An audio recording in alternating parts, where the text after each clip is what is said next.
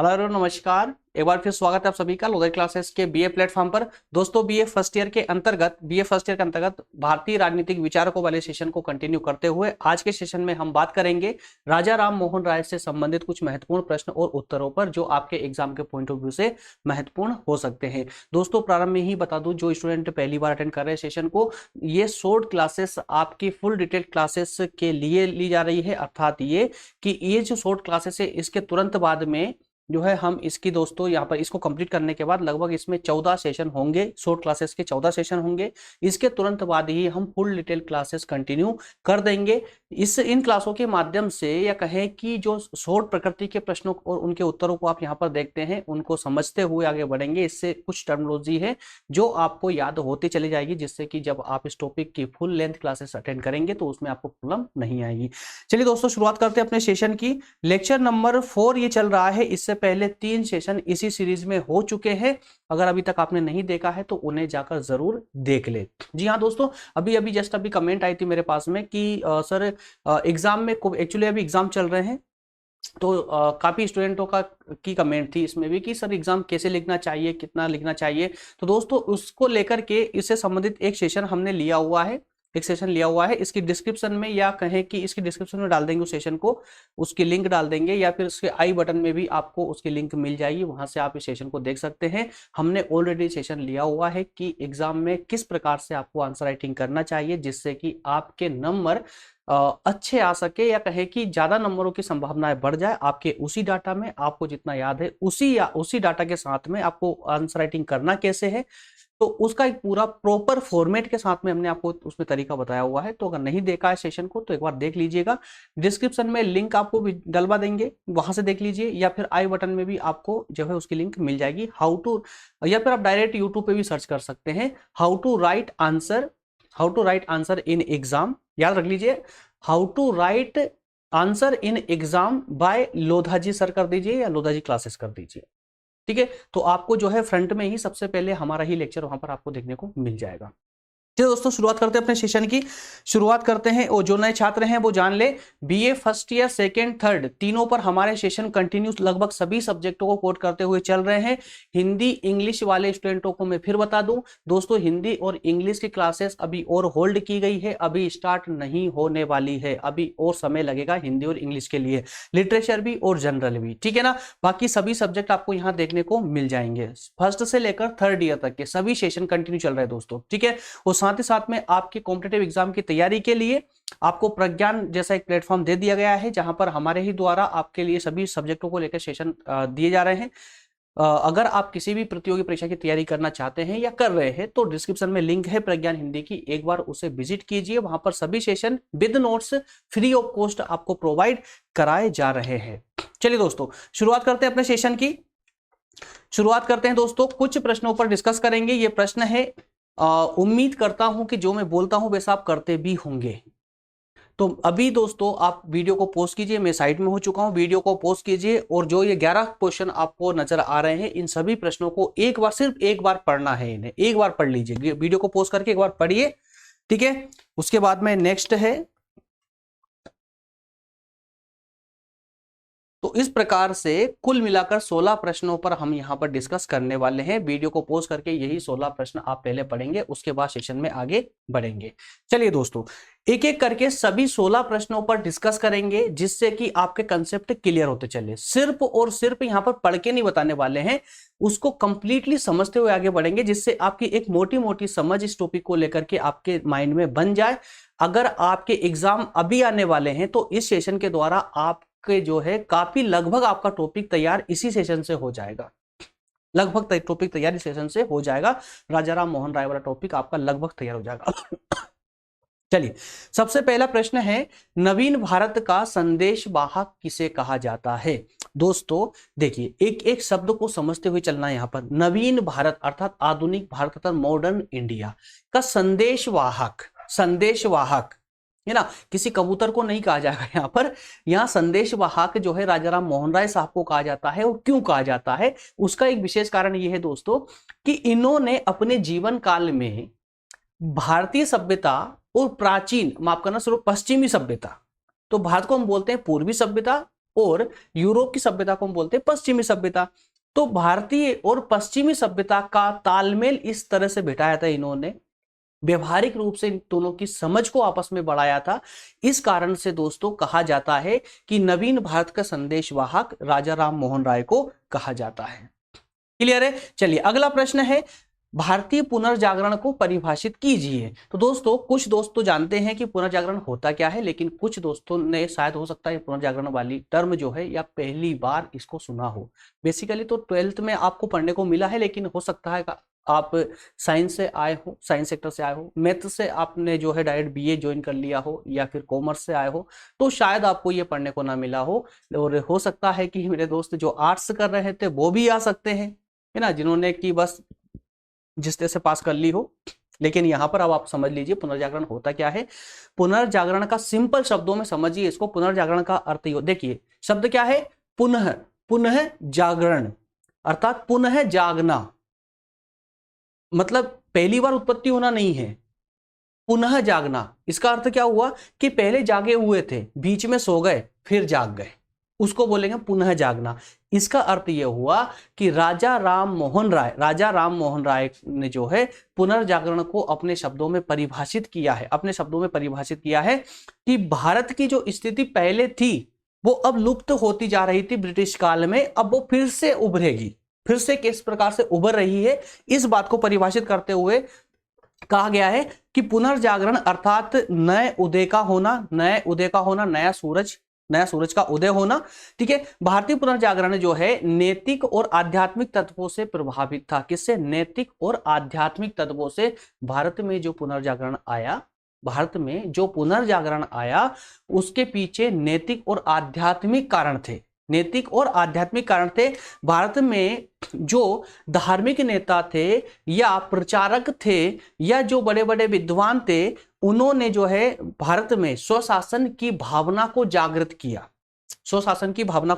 इसका सिंपल सा अर्थ ये समझ लीजिए कि भारत में जितने विद्वान थे उस समय, जो राजनीतिक या धार्मिक नेता थे, उन नेताओं ने क्या कार्य किया? भारत की जनता को जगाना, भारत की जनता में राष्ट्र या देश प्रेम की भावना को भरना, अर्थात राष्ट्रवाद का निर्माण करना। राष्ट्रवाद किसे कहते हैं भाई? देश प्रेम की भावना या देश के लिए समर्पण की जो भावना होती है वही राष्ट्रवाद कहलाती है। तो उस राष्ट्रवाद जो है या देश समर्पण के लिए जो भावना थी, उस भावना को जागृत करने का कार्य इन नेताओं ने किया। इन नेताओं ने, या कहे कि इन सुधारकों ने किया। भारतीय पुनर्जागरण किसी विदेशी अंधानुकरण का कारण नहीं है, बल्कि साम्राज्यवादी नीतियों का परिणाम था। इसने शिक्षा, कला, साहित्य, दर्शन को प्रभावित किया। इसने समाज एवं धर्म की ढहती दीवारों को सहारा दिया। कुल मिलाकर के कहने का अर्थ यह हो जाता है कि दोस्तों, शुरू से बता रहा हूं मैं आपको, पुनर्जागरण का अर्थ होता है नए सूरज का उदय होना या नए उदय का होना। उस समय में कब? जब ब्रिटिश काल में भारत की हर प्रकार की व्यवस्था चरमराने लगी थी, हर तरह से भारत जो है खाई में गिरने लगा था। उस समय कुछ सुधारक भारत में पैदा हुए, या कुछ सुधारक हालांकि बाहर से भी आए, उन सब ने मिलकर के अपने अपने लेवल से, अपने अपने स्तर से जनता को जगाना प्रारंभ किया, जनता में सुधार करना प्रारंभ किया। इसमें कुछ धार्मिक नेता भी रहे हैं, कुछ राजनीतिक नेता भी रहे हैं, कुछ विशेष सुधारक रहे हैं। उन सुधारकों ने देश प्रेम की भावना उन जनता के अंदर जागृत की। क्लियर है? तो इस भावना को जगाने के लिए कई लोगों ने शिक्षा का, संस्कृति आदि का भी सहारा लिया। तो इस प्रकार से जब ये सुधार करने लगे भारतीय समाज में, तो भारत में एक नए उदय का संचार होने लगा, जिससे एक देश प्रेम की जो भावना दोस्तों जागृत होने लगी। इससे पहले देश प्रेम जैसी कोई भावना लोगों के अंदर नहीं थी। यही कहलाता है पुनर्जागरण। क्लियर है दोस्तों? चलिए अगले प्रश्न पर मूव करेंगे। अगला प्रश्न है आपका, राजा राम मोहन राय को पुनर्जागरण का अग्रदूत क्यों कहा जाता है? भाई पुनर्जागरण का अग्रदूत क्यों कहा जाता है? मतलब कि पुनर्जागरण के पीछे सबसे बड़ा हाथ किसका रहा है? भारत की बात कर रहे हैं हम। भारत में पुनर्जागरण के पीछे सबसे बड़ा हाथ रहा है राजा राम मोहन राय का। तो क्यों रहा है दोस्तों? ये राजा राम मोहन राय ने जो है, जैसा मैंने अभी तुरंत जस्ट पहले बताया था कि पूर्व और पश्चिम की सभ्यता को मिलाने का जो कार्य किया इन्होंने, संदेशवाहक का जो कार्य किया है राजा राम मोहन राय ने, उस संदेश वाहक के कार्य के कारण ही इन्हें आधुनिक भारत का या नव जागरण का या पुनर्जागरण का अग्रदूत कहा जाता है। ठीक है ना, उनके संदेश वाहक होने के कारण ही, मतलब पूर्व और पश्चिम की सभ्यता के में तालमेल बढ़ाने के कारण। क्लियर है? चलिए अगला प्रश्न देखते हैं दोस्तों। अगला प्रश्न देखते हैं। अगला प्रश्न है ब्रह्म समाज की स्थापना किसने और कब। अब देखिए दोस्तों, कुछ कितनी प्यारी टर्मिनोलॉजी आपके सामने क्लियर होती जा रही है। अभी आपने पुनर्जागरण का अर्थ समझ लिया इसी में, है ना। पुनर्जागरण के साथ साथ में इसके पीछे किसका हाथ था, तो इसके पीछे राजा राम मोहन राय का हाथ था। राजा राम मोहन राय को अग्रदूत क्यों कहा जाता था, या राजा राम मोहन राय को संदेश वाहक क्यों कहा जाता था, इस छोटी छोटी बातों को जो आप समझ रहे हैं ना, तो इसके माध्यम से भी आपकी जो आंसर राइटिंग होगी ना, उसमें एक नया निखार आएगा। कि अगर आपने फुल डिटेल क्लासेस नहीं भी ली तो भी दोस्तों आपका जो है मान लीजिए कि 60 से 70% टॉपिक आपका इन्हीं सेशनों से कवर हो जाएगा, कंप्लीट हो जाएगा। क्लियर है? क्योंकि बहुत सारी बातें दोस्तों आप इसी के, अब सोचिए ना, राजा राम मोहन राय वाला एक टॉपिक, और एक टॉपिक में हम 16 प्रश्न और उनके उत्तरों पर चर्चा करने वाले हैं, जिसमें क्वेश्चन तो समझेंगे ही, साथ ही साथ उनके आंसर को भी समझते हुए आगे बढ़ेंगे। तो सोचिए कितनी टर्म आपके मस्तिष्क में प्रवेश कर जाएगी, तो उससे आपका काफी ज्यादा कंसेप्ट क्लियर हो जाएगा। ठीक है, लेकिन जिनका उद्देश्य है कि यूपीएससी करना या स्टेट पीसीएस करना या कि विशेष किसी फील्ड में जाना और उनको डिटेल में पढ़ना है, डिटेल में समझना है, तो उन दोस्तों के लिए भी हम फुल डिटेल क्लासेस हर एक सब्जेक्ट की तरह लेकर आएंगे। ठीक है ना। चलिए, तो ब्रह्म समाज की स्थापना बहुत इंपॉर्टेंट क्वेश्चन है भाई। राजा राम मोहन राय ने की थी, कब की थी? 1828 में। कहां पर? मुंबई में। 3 टर्म, ब्रह्म समाज की स्थापना राजा राम मोहन राय ने 1828 में, और कहां पर? मुंबई में की। क्लियर है? चलिए आगे बढ़ते हैं। अगला प्रश्न है दोस्तों, भारतीय न्यायिक व्यवस्था के लिए, भारत की न्याय व्यवस्था के लिए जूरी प्रथा का समर्थन किसने किया था? तो राजा राम मोहन राय ने किया था जूरी प्रथा का समर्थन। भारत की न्याय व्यवस्था भी बहुत ज्यादा चरमराई हुई थी, क्योंकि भारतीयों को उसमें भाग लेने का कोई अधिकार नहीं था ब्रिटिश काल में। तो उस समय में जूरी व्यवस्था को भारत में लागू करने पर जोर दिया था राजा राम मोहन राय ने। क्लियर है? चलिए अगला प्रश्न देखेंगे दोस्तों। अगला प्रश्न है आपके सामने। अगला प्रश्न है, राजा राम मोहन राय अंग्रेजी भाषा के पक्षपाती क्यों थे? अब देखिए, यहां पर अपने अपने मस्तिष्क का प्रयोग ज्यादा ना करें तो ज्यादा बेहतर है। मैंने ऐसा क्यों कहा? ऐसा इसलिए कहा है दोस्तों कि हम विभिन्न विचारकों के बारे में पढ़ रहे हैं, विभिन्न विद्वानों के बारे में ये वास्तव में विद्वान थे, ये विद्वान थे, तभी तो हम यहां पर इनको पढ़ रहे हैं। इनके जो विचार थे ना, ये विचार तार्किकता पर आधारित थे। सभी के विचार में किसी एक की बात नहीं कर रहा हूं, बल्कि सभी जितने भी विद्वानों को हम यहाँ पर पढ़ रहे हैं, उन सभी के जो विचार थे ना, वो तार्किकता पर आधारित थे। अब राजा राम मोहन राय थे, अब देखिए जिसमें राष्ट्रवाद कूट कूट कर भरा होगा ना, वो फट से बोल देगा यार ये क्या बोल रहे हैं, अंग्रेजी शिक्षा क्यों, हिंदी शिक्षा क्यों नहीं, हमारी क्षेत्रीय शिक्षा क्यों नहीं, क्षेत्रीय भाषा में शिक्षा क्यों नहीं, बल्कि अंग्रेजी भाषा में शिक्षा क्यों। तो राजा राम मोहन राय का स्पष्ट ये मानना था कि भाई जिस परिस्थिति में भारत उस समय था, उस स्थिति में हमारे जो एक तीव्र गति से विकास की अगर हम बात करें, तो वो अंग्रेजी शिक्षा के माध्यम से ही हो सकता था। कारण क्या था? राजा राम मोहन राय का विचार था ऐसा। कारण ये था कि उस समय जितने भी संसाधन थे वो अंग्रेजी भाषा के थे, जितनी भी पुस्तकों से लेकर के जितनी भी आपकी जो है प्रयोग थे, या कहें कि जितनी भी शिक्षाएं थी, वो अंग्रेजी शिक्षा में ज्यादा उच्चतर थी। तो इस कारण से उन्होंने अंग्रेजी भाषा को चुना कि अंग्रेजी भाषा के माध्यम से हम अपना विकास तीव्र गति से कर सकते हैं, और जब हम विकास कर लें तो फिर हमें जो है हमें हमारी मातृभाषा या हमारे क्षेत्रीय भाषाओं को बढ़ावा देना चाहिए। लेकिन फिलहाल अभी के लिए देशकाल परिस्थिति को देखते हुए हमें अंग्रेजी भाषा को ही चुनना चाहिए, ये मानना था राजा राम मोहन राय का।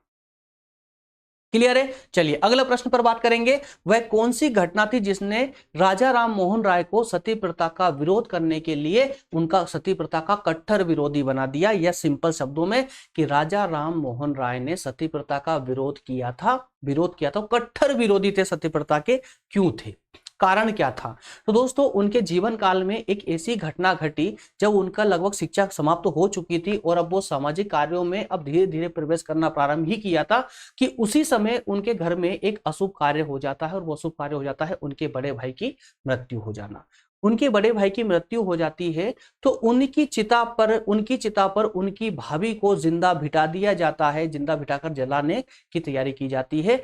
तो उनकी भाभी को भैया की चिता पर जिंदा जलते हुए देखकर ही जो है वो सती प्रथा के कट्टर विरोधी हो गए। दोस्तों, सती प्रथा जैसी जो क्रूर प्रथाएं थी वो वास्तव में दिल दहला देने वाली घटनाएं थी, मतलब दिल दहला देने आज कुछ सोच के देखिए ना, क्या ऐसा पॉसिबल हो सकता था? लेकिन हुआ है। हाँ, प्राचीन भारत में ऐसा होता था, ऐसी प्रथाएं थी, अब देखने को नहीं मिलेगी, लेकिन ऐसी प्रथाएं हुआ करती थी जिनको अंग्रेजी काल में, ब्रिटिश काल में उन्हें समाप्त किया।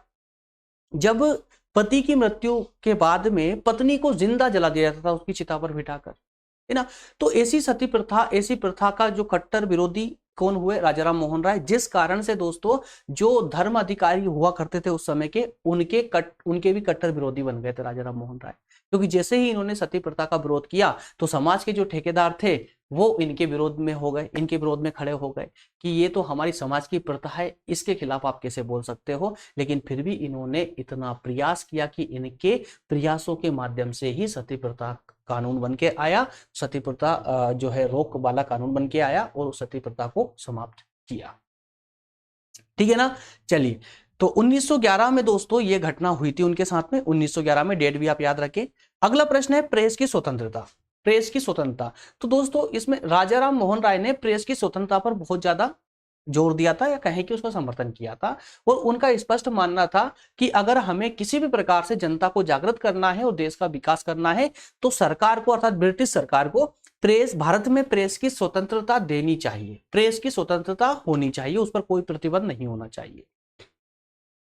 चलिए अगला प्रश्न देखते हैं दोस्तों। प्रश्न नंबर 9 है, भारत में स्त्रियों की स्थिति में सुधार के संबंध में राजाराम मोहन राय द्वारा सुझाए गए कुछ 4 उल्लेख कीजिए। राजा राम मोहन राय ने ऐसे कौन कौन से कार्य किए हैं जिनके माध्यम से स्त्रियों की स्थिति में सुधार आ सके, ऐसे 4 कार्य उनके बताना है। तो सबसे प्रथम और सबसे बड़ा कार्य अगर इनकी जीवन काल का था तो वो सती प्रथा का विरोध था। वो सती प्रथा के विरोध में ब्रिटिश काल में, अर्थात कि ब्रिटिश सरकार से पर दबाव बना करके और सती प्रथा के खिलाफ कानून लेकर आना, ये इनकी सफलता भी थी और इनका एक प्रमुख और एक महत्वपूर्ण कदम भी था। दूसरे कार्य की बात करें तो बहुविवाह की जो प्रथा थी उसका विरोध करना, बहुविवाह की प्रथा का विरोध करना। तीसरा, संकीर्ण जातीय भावनाओं का विरोध करना, समाज में जो जातीय भावनाएं हुआ करती थी उनका विरोध करना। इसके अलावा नारी के अधिकारों पर जोर देना। ये 4 प्रमुख कार्य थे राजाराम मोहन राय के, जिसके माध्यम से इन्होंने नारी के उत्थान की व्यवस्था की थी।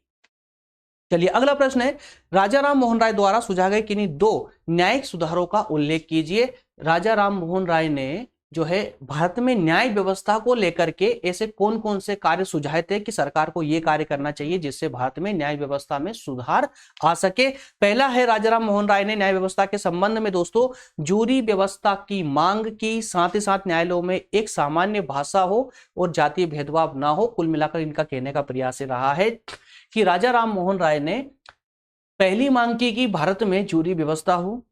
दूसरी मांग ये की कि जो न्यायालय है भारत में उनमें एक सामान्य भाषा हो और किसी प्रकार का किसी के साथ, गोरे और कारे के साथ कोई भेदभाव नहीं होना चाहिए। क्लियर है। चलिए इसी के साथ में अगला प्रश्न, राजाराम मोहन राय द्वारा मूर्ति पूजा के विरुद्ध दिए गए किन्हीं 2 तरीकों का उल्लेख कीजिए। 2 तर्क दिए थे उन्होंने मूर्ति पूजा के विरुद्ध में। तो राजाराम मोहन राय मूर्ति पूजा के पक्षधर नहीं थे, वो मूर्ति पूजा का खंडन करते थे। उनका कहना था कि मूर्ति पूजा हिंदू धर्म तथा धर्मशास्त्रों का अंग नहीं है, यह विवेक सम्मत नहीं है। राजाराम मोहन राय ने कहा कि मूर्ति पूजा हिंदू धर्म का अंग नहीं है, कहीं से कहीं तक किसी शास्त्र में मूर्ति पूजा का वर्णन नहीं किया गया है, ऐसा मानना था राजाराम मोहन राय का, इसलिए उन्होंने मूर्ति पूजा का विरोध किया। अगला प्रश्न है दोस्तों, अगला प्रश्न है प्रश्न नंबर 12, राजनीतिक विचारों को राजाराम मोहन राय द्वारा दिए गए किन्हीं 4 योगदानों को लिखिए। तो राजनीति में या राजनीति को लेकर के राजाराम मोहन राय ने कौन से अपने विचार प्रस्तुत किए थे, कौन से अपने विचार दिए थे, उसके योगदान को यहां पर वर्णित करना है। तो योगदान के अंतर्गत पहला है राष्ट्र की स्वतंत्रता को समर्थन, सबसे पहले राष्ट्र की स्वतंत्रता की, अब जितने भी वहां पर उस समय जो राजनीतिज्ञ या कहें कि राजनीतिक नेता थे जो देश की स्वतंत्रता के लिए प्रयास कर रहे थे, तो उनके कार्य को आगे बढ़ाना या देश की स्वतंत्रता की जो मांग चल रही थी उस मांग का समर्थन करना, ये प्रमुख कार्य था किनका? राजा राम मोहन राय का। इसके अलावा विश्ववाद या विश्व बंधुत्व को बढ़ावा देना, वसुदेव कुटुंबकम की भावना या कहें कि वसुदेव कुटुंबकम की जो प्रथा हमारे देश की उसको आगे बढ़ाना या उसका समर्थन करना, ये प्रमुख ये दो राजनीतिक कार्य थे राजा राम मोहन राय के। क्लियर है? चलिए अगला प्रश्न देखेंगे। अगला प्रश्न देखेंगे दोस्तों। अगला है, राजा राम मोहन राय ने स्त्री स्वतंत्रता का कैसे पक्ष लिया?